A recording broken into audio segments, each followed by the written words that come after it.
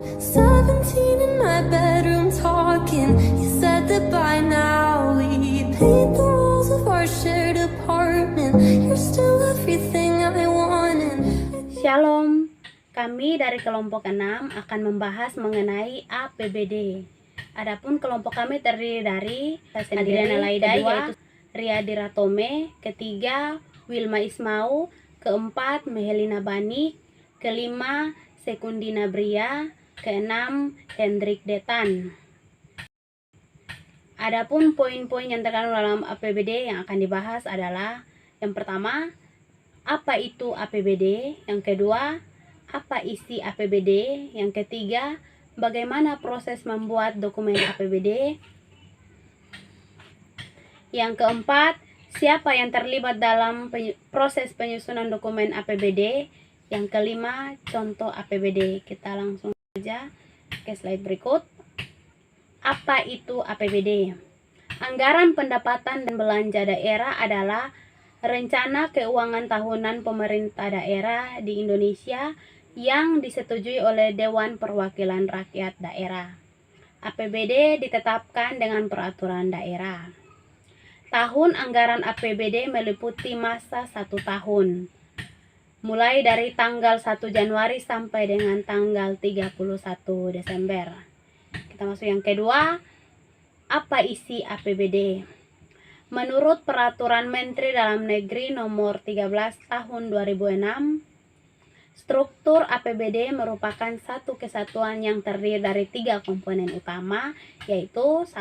Pendapatan daerah, 2. Belanja daerah, 3. Pembiayaan daerah. Materi selanjutnya akan dipresentasikan oleh teman saya. Perkenalkan, nama saya Wilma Yuliati Rosalinda Ismau, NIM 19410307. Saya akan melanjutkan materi sebagai berikut. Sesuai dengan penjelasan di atas, APBD terdiri dari 3 komponen utama, yaitu pendapatan daerah, belanja daerah, dan pembiayaan daerah. Berikut ini penjelasan mengenai ketiga komponen tersebut. A. Pendapatan daerah. Pendapatan daerah adalah hak daerah yang diakui sebagai penambah nilai kekayaan bersih dan periode tahun bersangkutan dan tidak perlu dibayar kembali oleh daerah. Pendapatan daerah meliputi semua penerimaan uang melalui rekening kas umum daerah yang menambah ekuitas dana. Pendapatan daerah meliputi yang pertama pendapatan asli daerah, yang kedua dana perimbangan, dan yang ketiga lain-lain pendapatan. Yang pertama, pendapatan asli daerah terdiri dari pajak daerah, retribusi daerah, hasil pengelolaan kekayaan daerah yang dipisahkan, lain-lain pendapatan asli daerah yang sah. Yang kedua, dana perimbangan meliputi dana bagi hasil pajak atau bagi hasil bukan pajak, dana alokasi umum, dana alokasi khusus. Yang ketiga, lain-lain pendapatan daerah yang sah meliputi hibah, dana darurat, dana bagi hasil pajak dari provinsi dan Pemda lainnya, dana penyesuaian dan otonomi khusus, bantuan keuangan dari provinsi atau Pemda lainnya, lain-lainnya pendapatan sesuai dengan ketentuan peraturan perundang-undangan. Yang bagian B, belanja daerah. Belanja daerah meliputi semua pengeluaran uang dari rekening kas umum daerah yang mengurangi ekuitas dana, yang merupakan kewajiban daerah dalam 1 tahun anggaran yang tidak akan diperoleh pembayarannya kembali oleh daerah. Pasal 26 dan 27 dari Peraturan Pemerintah Nomor 58 Tahun 2005 tentang pengelolaan keuangan daerah tidak merinci tentang klasifikasi belanja menurut urusan wajib, urusan pilihan, dan klasifikasi menurut organisasi, fungsi, program, kegiatan, serta jenis belanja. Sedangkan Mendagri nomor 13 tahun 2006 pasal 31 ayat 1 memberikan secara rinci klasifikasi belanja daerah berdasarkan urusan wajib, urusan pilihan atau klasifikasi menurut organisasi, fungsi, program kegiatan, serta jenis belanja. Belanja daerah tersebut mencakup yang pertama, belanja tidak langsung, dan yang kedua, belanja langsung.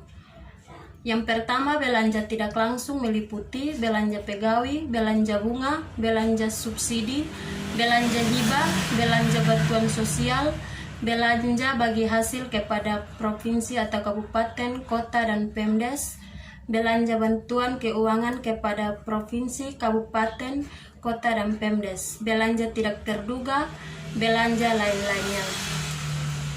Yang kedua, belanja langsung meliputi belanja pegawai, belanja barang dan jasa, dan belanja modal. Terima kasih. Perkenalkan, nama saya Hendrik Detan, NIM 19410330. Baik, saya akan melanjutkan presentasi bagian C, pembiayaan daerah.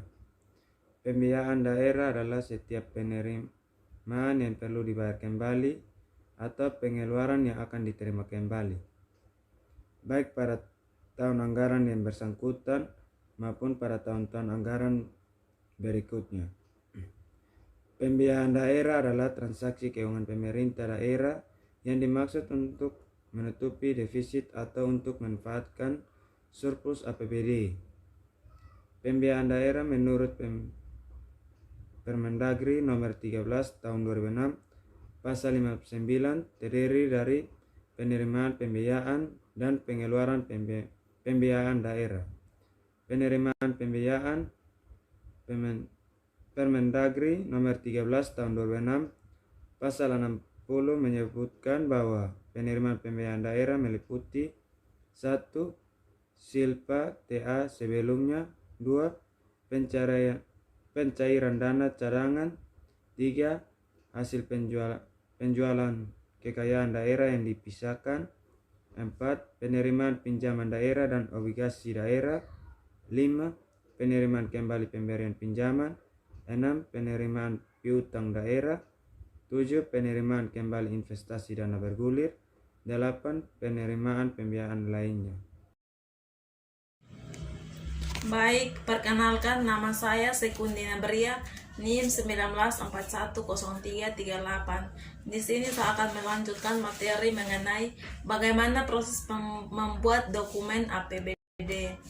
Jadi, proses perencanaan dan penyusunan APBD mengacu pada Peraturan Pemerintah Nomor 58 Tahun 2005 tentang pengelolaan keuangan daerah. Proses membuat dokumen APBD secara garis besar sebagai berikut. Yang pertama itu penyusunan rencana kerja pemerintah daerah. Yang berikut penyusunan rancangan kebijakan umum anggaran. Yang berikutnya penetapan prioritas dan plafon anggaran sementara. Yang berikut penyusunan rencana kerja dan anggaran SKPD. Yang berikutnya penyusunan rancangan Perda APBD dan penetapan APBD. Mekanisme penyusunan APBD adalah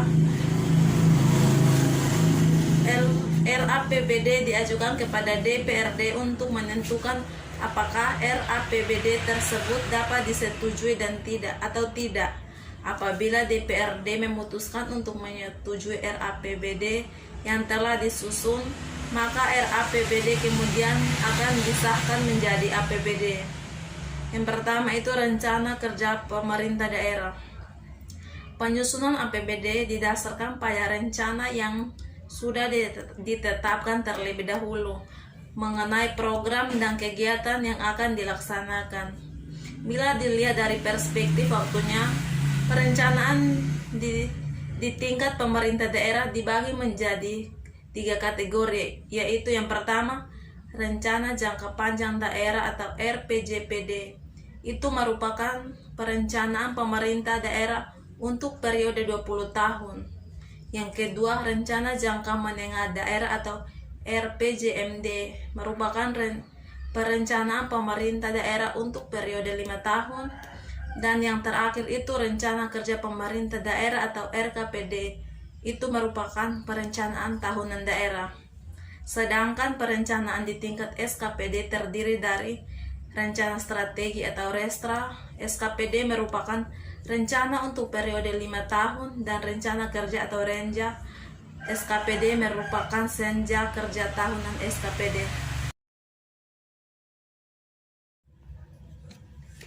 Perkenalkan, nama saya Melina Banik, NIM 19410323.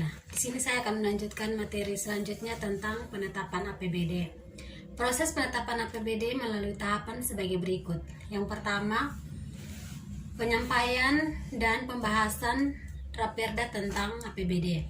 Menurut ketentuan dari pasal 104 Permendagri nomor 13 tahun 2006, Raperda beserta lampiran-lampirannya yang telah disusun dan disosialisasikan kepada masyarakat untuk selanjutnya disampaikan oleh kepala daerah kepada DPRD paling lambat pada minggu pertama bulan Oktober tahun anggaran sebelumnya dari tahun anggaran yang direncanakan untuk mendapatkan persetujuan bersama. Pengambilan keputusan bersama ini harus sudah terlaksana paling lama 1 bulan sebelum tahun anggaran yang bersangkutan dimulai. Atas dasar persetujuan bersama tersebut, Kepala Daerah menyiapkan rancangan peraturan Kepala Daerah tentang APBD yang harus disertai dengan nota keuangan. Raperda APBD tersebut antara lain memuat rencana pengeluaran yang telah disepakati bersama. Raperda APBD ini baru dapat dilaksanakan oleh pemerintah atau kabupaten kota setelah mendapat pengesahan dari gubernur terkait. Selanjutnya, menurut pasal 108 ayat 2 Permendagri nomor 13 tahun 2006, apabila dalam waktu 30 hari setelah penyampaian Raperda APBD, gubernur tidak mengesahkan Raperda tersebut, maka kepala daerah, bupati, atau wali kota berhak menetapkan Raperda tersebut menjadi peraturan kepala daerah. Yang kedua, evaluasi Raperda tentang APBD dan rancangan peraturan kepala daerah tentang penjabaran APBD. Raperda APBD pemerintahan kabupaten atau kota yang telah disetujui dan rancangan peraturan kepala daerah tentang penjabaran APBD sebelum ditetapkan oleh bupati. Wali kota harus disampaikan kepada gubernur untuk dievaluasi dalam waktu paling lama 3 hari kerja. Evaluasi ini bertujuan demi tercapainya keserasian antara kebijakan daerah dan kebijakan nasional, keserasian antara kepentingan publik dan kepentingan aparatur, serta untuk meneliti sejauh mana APBD kabupaten atau kota tidak bertentangan dengan kepentingan umum, peraturan yang lebih tinggi, atau peraturan daerah lainnya. Hasil evaluasi ini sudah harus dituangkan dalam keputusan gubernur dan disampaikan kepada bupati atau wali kota paling lama 15 hari kerja terhitung sejak diterimanya Raperda APBD tersebut. Yang ketiga, penetapan Perda tentang APBD dan peraturan kepala daerah tentang penjabaran APBD. Tahapan terakhir adalah menetapkan Raperda APBD dan rancangan peraturan kepala daerah tentang penjabaran APBD yang telah dievaluasi tersebut menjadi peraturan daerah tentang APBD dan peraturan kepala daerah tentang penjabaran. Penetapan Perda tentang APBD dan peraturan kepala daerah tentang penjabaran APBD. Tahapan terakhir adalah menetapkan Raperda APBD dan rancangan peraturan kepala daerah tentang penjabaran APBD yang telah dievaluasi tersebut menjadi peraturan daerah tentang APBD dan peraturan kepala daerah tentang penjabaran APBD paling lambat tanggal 31 Desember tahun anggaran sebelumnya.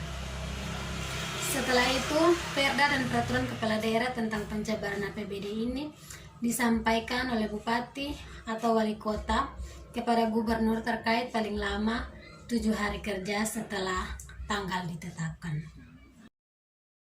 Perkenalkan, nama saya Ria Marleni Diratome, NIM 1941033. Saya dari kelompok 6, saya akan melanjutkan presentasinya tentang siapa yang terlibat dalam proses penyusunan dokumen APBD.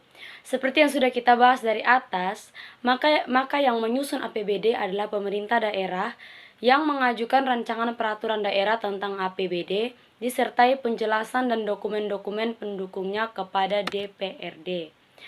Langkah-langkah dalam penyusunan APBD yang pertama ialah jika dilihat dari rujukan penjelasan slide-slide di atas, maka yang pertama pemerintah daerah menyusun RAPBD. Yang kedua, pemerintah daerah mengajukan RAPBD kepada DPRD untuk dibahas. Yang ketiga, DPRD membahas RAPBD bersama dengan tim anggaran eksekutif, dan yang terakhir RAPBD yang telah disetujui DPRD disahkan menjadi APBD untuk dilaksanakan.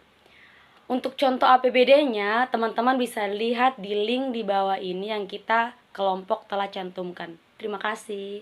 Sekian presentasi dari kami. Semoga teman-teman boleh membaca dan menyimak semuanya. Terima kasih.